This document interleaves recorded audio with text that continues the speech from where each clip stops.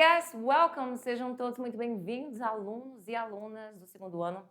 Estamos com ele, a nossa aula de revisão geral para a sua provinha, que vai ser super, hiper, mega, ultra power, big, master, fácil. Presta atenção nessa aula, nós temos 4 conteúdos, vamos falar só sobre tempos perfeitos. Vai ter aula de presente perfeito, vai ter aula de passado perfeito e futuro perfeito. Present perfect, past perfect and future perfect. Fique ligadinho, a gente está aqui ó, com a nossa aula atrás da gente, atrás de mim, na verdade. Coloca aqui na tela para mim, diretor, a nossa aula 9.1. E a gente vai falar sobre esses assuntos aqui. Tem como colocar mais para mim, mais assim para mostrar para os alunos, por favor? Um pouco mais para frente? Isso, muito bem. Olha só, gente, a gente vai ver esses assuntos aqui. Present perfect, porque foram 2 aulas, vocês lembram? Aula 2 e aula 3. Nós também vamos falar de past perfect, passado perfeito e futuro perfeito. Tá muito simples. Só vai ser tempo verbal nessa prova, tempos perfeitos. Vocês já conhecem, já entendem muito bem. E vamos começar essa nossa revisão da aula 2.1, Have You Ever? Para isso, vamos lá para a tela. Let's go. Have you ever, a gente viu o quê? Basicamente que o present perfect, que é um dos tempos verbais mais difíceis, aliás, não, é o único no tempo verbal da língua inglesa que é a mais difícil. A gente tem essa dificuldade porque ela não tem uma ponte para fazer no português, assim, de fato, como os outros têm. E aí fica essa questão dessa complicação. E ele também é usado em diversas situações, onde você também tem aí a confusão entre o passado simples. A gente vai chegar nessa parte já já. Mas basicamente a gente aprendeu o seguinte, que o presente perfeito, na nossa primeira aula, a gente viu que ele é usado para falar de experiências de vida, lifetime experiences, onde você vai falar de acontecimentos do passado que ainda são verdadeiros, porque para você ter uma experiência, você tem que estar vivo. E ao momento que você ainda está vivo, essa experiência ainda acontece. Então, é um impacto, é uma situação que aconteceu lá no passado que impacta no teu presente. Então, essa ligação que o present perfect tem entre o passado e o presente. Ele também é usado na descrição de ações que começaram no passado, obviamente, mas tem uma conexão com o presente. Essa conexão forte que eu mostrei para vocês. O foco aqui, gente, nunca é na ação. Aliás, perdão, nunca é no tempo quando ocorreu, e sim na ação. Aqui a informação veio contrário. O foco é sempre na ação. Não temos tempo determinado aqui. Lembra que a gente só vai usar tempo determinado, como, por exemplo, semana passada, mês retrasado. Quando o quê? Quando a gente usa 2 palavrinhas que a gente vai ver lá na nossa aula de número 3, na revisão dela. Aí a gente viu também sobre present perfect e as suas formas. Affirmative form, você lembra? Vai precisar ser o sujeito, podemos ser qualquer coisa aqui para ser sujeito. Esses 2 carinhas aqui, o have e o has, que é o simple present do verbo to have, ele sempre vem nas frases afirmativas, negativas, interrogativas. Ele sempre vem, você nunca pode deixar eles de lado.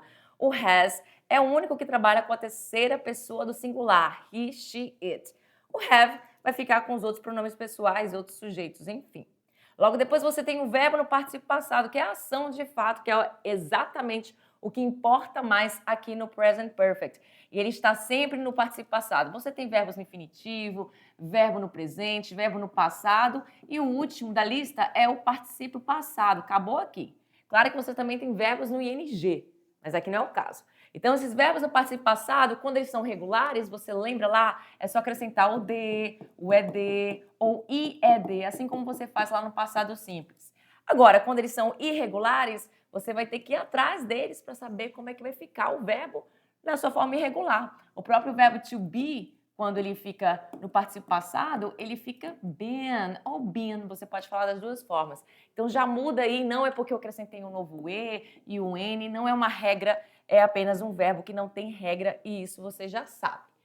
Olha só, I have been to Peru many times. Several times, once, twice, 3 times. O que é isso? Isso aqui, a gente está falando de quê? De frequências. Frequências que uma questão, uma ação, uma experiência de vida aconteceu. Eu estive no Peru muitas vezes, várias vezes, uma vez, 2 vezes, e do 3 para lá você usa a palavra 3 junto com a palavra times, que significa vezes. Aí 3 vezes. Na forma negativa, você viu o sujeito, have e has. A diferença entre afirmativa e negativa é porque você precisa do not, que é esse seu advérbio de negação entre os auxiliares e o verbo no particípio passado. Roberta and Gabriela haven't lived at the same place. Roberta e Gabriela não moram no mesmo lugar. E aí, no presente perfeito, no present perfect, eu posso traduzir tanto com a ideia de presente, como aqui está dizendo, tanto com a ideia de passado. A gente vai ver ainda um pouquinho mais lá para frente. Nas formas interrogativas, você sabe que os auxiliares passam para frente, qualquer tempo verbal auxiliar passa para frente. Logo depois vem o sujeito, o verbo no participo passado e, obviamente, o complemento para fazer uma frase. Então, nessa pergunta aqui, have you ever met a famous person? Have you ever met a famous person? Você já conheceu uma pessoa famosa? E esse ever é o nosso famoso já para falar sobre experiências de vida. Só que esse ever não é o único já, você lembra? A gente também viu o already, que significa já também, usado em frases afirmativas e interrogativas. A diferença é que nas frases afirmativas, o already vem depois do have ou has, que são esses aqui, você sabe muito bem que são os auxiliares do presente perfeito. Já em frases interrogativas, ele é usado tanto depois do sujeito, pode ser esse cara aqui, pode ser no lugar aqui, ó, have you already, no lugar do ever, e no final da sua frase, ele pode vir também em frases interrogativas para dar uma ideia de surpresa. Isso já foi comentado. Yet também vai significar ainda nosso terceiro, aliás, vai significar também já. Vamos falar aqui primeiro sobre ele, porque temos 3 jás, o already, o ever e o yet. Só que esse yet é usado em frases interrogativas apenas. E o yet, como ainda, vai ser usado em frases negativas e ambos vão ser usados lá no fim da frase. Bem, vamos para a nossa próxima aula. A gente está aqui falando tudo, assim, o máximo que eu posso, porque o tempo é curto, então não dá para destrinchar muito. Na aula 3, a gente viu sobre o presente perfeito, expressões de tempo e a diferença entre o passado simples e o presente perfeito, que é mais confundido do que o presente simples. E olha só, terceira situação que a gente usa o presente perfeito é para falar sobre o quê? Para falar de ações realizadas durante o período que ainda não terminou. Ou é a segunda situação? Enfim, vamos colocar aí entre segunda e terceira situação. Ou seja, a gente vai usar palavras que, de certa forma, tem essa questão de que algo não está acabado, como hoje, esta manhã, este ano, este mês. Por quê? Porque ainda não finalizou esse período de tempo. She hasn't called me today. Ela não me ligou hoje. Ela não me ligou hoje. Se eu pedisse para você traduzir para o português, aliás, do português para o inglês essa frase, você ia meter aqui para mim um passado simples e estaria errado. Quer dizer, né? Não estaria muito correto assim. Mas eles iam entender completamente o que você está falando. Porque o período de hoje ainda não finalizou, então o uso do presente perfeito se faz ideal.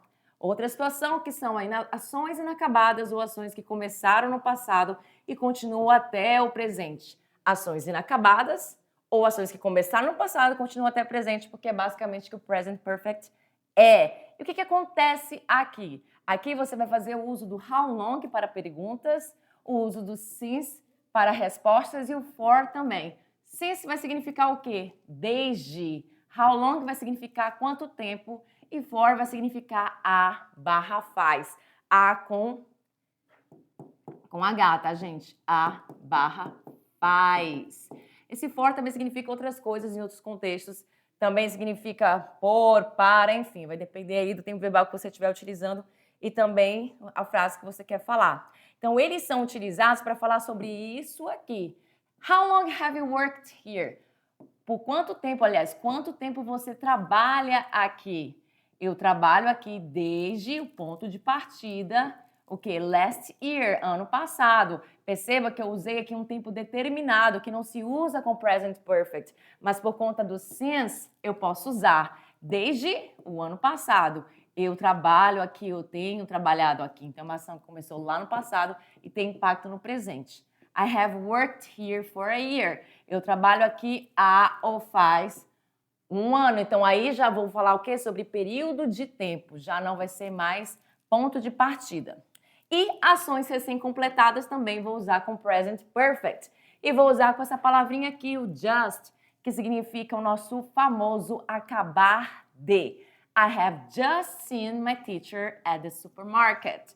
Eu acabei de ver minha professora no supermercado. E engraçado que na hora de traduzir o meu verbo no participio passado, eu acabo não traduzindo com aquele famosa tradução ao pé da letra de a, do é, do ido. No caso aí do ver vai ser visto, né? Ele é um verbo irregular no português. Então, aqui eu traduzi dessa forma, por quê? Porque faz mais sentido para o português, nem sempre você vai traduzir ao pé da letra. Aliás, quase nunca. E a gente tem aqui no Simple Past, Present Perfect, para falar da diferença entre esses dois. Simple Past, você sabe que é a ação concluída, já terminou, já foi. Já o Present Perfect é a ação que continua até o presente, de certa forma. Então, quando eu tenho essa frase aqui, ó, I lived in this city for 5 years, e eu tenho essa frase, I have lived in this city for 5 years, é praticamente a mesma frase. O mesmo verbo, que é um verbo regular, então só coloco o de, só que eu tenho aqui a estrutura de presente perfeito pelo have, aqui não, porque é passado simples. Só que aqui é eu morei nessa cidade por 5 anos. O for já vai significar por, então já foi uma ação concluída, já não moro mais. Agora, quando eu falo desta forma, usando estrutura de presente perfeito, eu moro nessa cidade, assim, tá, aqui eu esqueci de, foi a mesma coisa lá na outra aula, eu esqueci de arrumar para vocês, mas eu arrumo aqui, eu moro nessa cidade há 5 anos, só esqueci de arrumar, clássico, eu moro nessa cidade há 5 anos. Mas esse for significa e faz, e como é que ele significa por? Também significa por, vai significar várias coisas, vai significar para também, depende do contexto onde ele for utilizado. Então, há 5 anos e não por, tudo bem? E não morei, assim, eu moro, porque essa ação começou há 5 anos e se estende até o presente. Lá no Past Perfect, já mudando completamente da água para o vinho, a gente vai para o quê? Para o passado. O passado é simples, gente. O que você teve de dificuldade no presente perfeito, você não tem aqui no passado perfeito. Porque o passado perfeito ele é conhecido como o passado do passado. Ele é o passado mais antigo do que a ação no passado simples. Então você usa nessas duas situações aqui basicamente. Ação completada antes de outra ação no passado. Por quê? Porque essa ação do passado perfeito é aquela famosa ação que a gente fala, eu tinha ido falar com ele quando ele chegou. Esse tinha ido é a primeira ação, certo? É que aconteceu primeiro e depois ele chegou. Então, é o passado perfeito. Esse do tinha falado, tinha dito, tinha feito, ok? Então, aqui eu tenho uma frase. She couldn't get into her house because she had lost her keys. Temos duas ações aqui. A primeira ação é no passado simples. A segunda ação, que é logo depois de se conectou, de causa ou because, é a ação no passado perfeito, onde você tem o had, que ele é fixo, e o verbo no participio passado também. Então, ela não conseguia entrar na casa dela porque ela tinha perdido as chaves dela. Segunda situação que usa o passado perfeito são ações que começaram no passado e continuaram até um ponto no passado.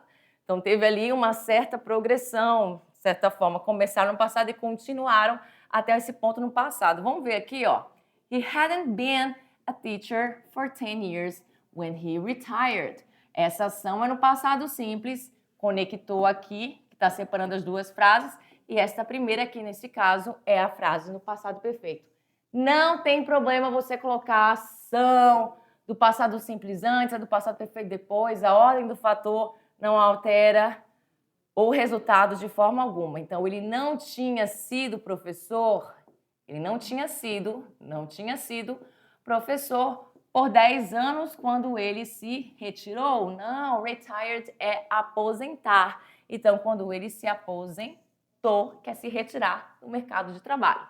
Formas afirmativas, negativas, interrogativas, coisa mais simples do mundo. Sujeito em todos, obviamente, só que na interrogativa você coloca o sujeito no segundo lugar. O que vem? O had é fixo para todo mundo, tá vendo?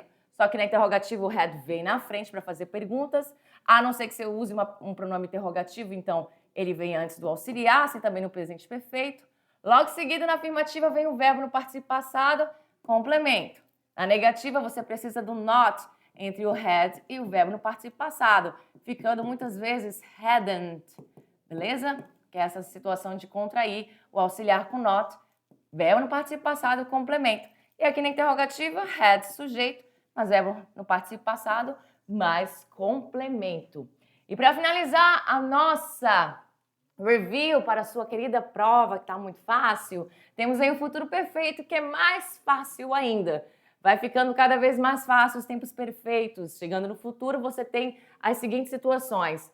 Tem muita informação aqui, mas é porque é o seguinte: the structure is simple. A estrutura é simples. Muita coisa, mas é simples. O que é isso? Subject é sujeito, tá, gente? Só coloquei em inglês. Subject também é assunto em inglês, então depende do contexto como ele é utilizado, mas aqui é sujeito. Plus, will. Esse will todo mundo sabe que é o verbo modal do futuro, então ele vem para dar ideia de futuro. Ele é fixo nas formas negativas, afirmativas, interrogativas. Ele vem e ele que faz a pergunta nas formas interrogativas. Ele é o primeiro a vir numa pergunta. Logo em seguida, na afirmativa, você tem o have, que é fixo também. Ele vem na afirmativa, ele vem na negativa e também vem na interrogativa, nos lugares que você está vendo. Logo em seguida, na afirmativa, você tem o verbo no participo passado, porque todos os tempos perfeitos vêm no past participle, o verbo. Beleza? Claro que se for um verbo regular, você só coloca essa questão do ED no final, já comentei isso. E se for irregular, você sabe que não tem condições, você tem que conhecer o verbo para saber como é que é a forma dele irregular. Na negativa, a diferença é que tem o not entre o will e o have, é essa diferença, tá bom? Aqui o will not, você sabe muito bem que ele pode ficar contraído e pode ficar desta forma aqui. Qual forma? Won't, mesma coisa que will not. Na interrogativa, mesma coisa da afirmativa, o que muda é só a diferença entre sujeito e will, que eles trocam de lugar. Tudo bem? Vamos ver sobre como é que a gente usa esse tempo verbal. Temos mais usos no futuro. Primeiro, para expressar uma ação que estará completa antes de um tempo específico no futuro. Tá vendo? Antes de um tempo específico no futuro. É a mesma coisa que isso aqui, só que aqui é para expressar uma ação que estará completa antes de outra ação no futuro. Aqui eu coloco um tempo, que tempo é esse? By, que é uma palavra muito utilizada nos tempos do futuro perfeito, que significa até, não é by de tchau, tá, gente? Então, até 8 horas da noite, by 8 p.m. tonight, I will have finished my homework. Eu terei terminado minha atividade de casa. Então, esse nosso famoso terei feito, terei dito, terei falado, né? Que muita gente não usa essa estrutura, mas esse terei feito, terei dito, terei falado, terei comido, terei alguma coisa tem a ver com o futuro perfeito. Então, will have é terei, finished é terminado minha atividade de casa. Aqui é uma ação futura, que já não estou falando de tempo. Qual é a ação futura?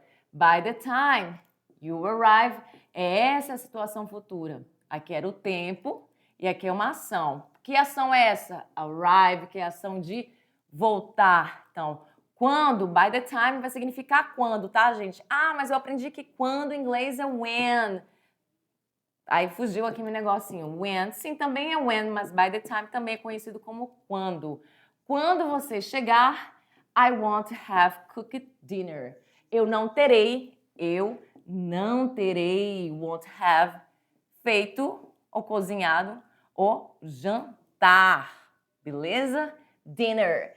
Mais situações e as duas últimas são as seguintes. Para falar sobre a duração de uma ação que continua até um ponto no futuro. Então, o foco vai ser na duração. Next month, mês que vem, they will have been married for 20 years. A duração, na verdade, desculpa, foi essa aqui de 20 anos, foi mal. Por que eu falo de duração? Porque eu estou trabalhando com esse for aqui, que é o mesmo for que eu trabalho lá no present perfect também, que eu trabalho também no simple past. Ele é utilizado também no futuro perfeito.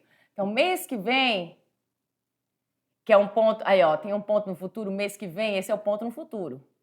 They will have been married, eles estarão casados, eles ou elas estarão casados, e aí eu falo aqui da duração. Qual é a duração? Por 20 anos, por 20 anos.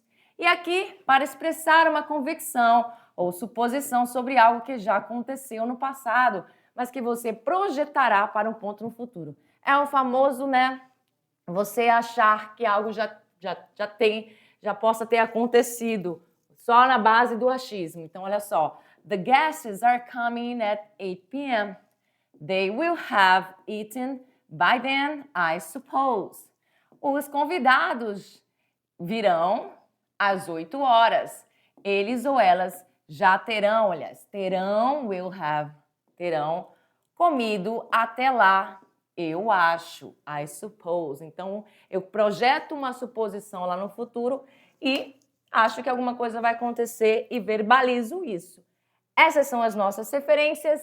Chegou para vocês o momento da avaliação parcial, que, como eu disse para vocês, está super, hiper, mega, Power Ultra Master Big Fácil. Eu espero que vocês tenham curtido essas aulas de 2026.